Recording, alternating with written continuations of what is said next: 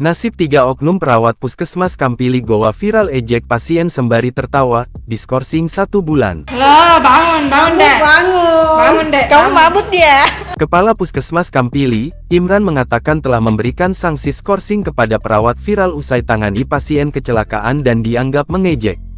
Demikian disampaikan Imran saat ditemui di Puskesmas Kampili, Desa Kampili, Kecamatan Palangga, Kabupaten Goa, Sulsel, Rabu, tanggal 8 November tahun 2023.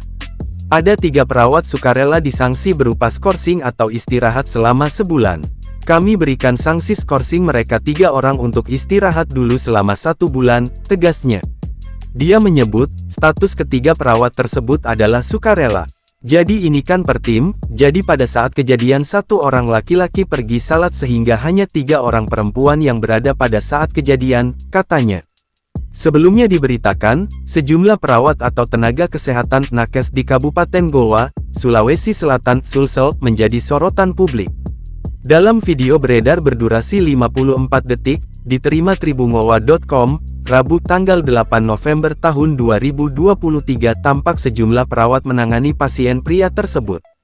Terlihat sejumlah perawat saat memberikan penanganan medis terlihat cengengesan terkesan mengejek. Hei, sudah minum ya? Sudah minum ya?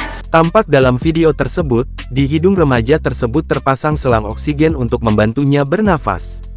Terlihat remaja laki-laki tersebut tampak tidak berdaya dan hanya bisa terdiam.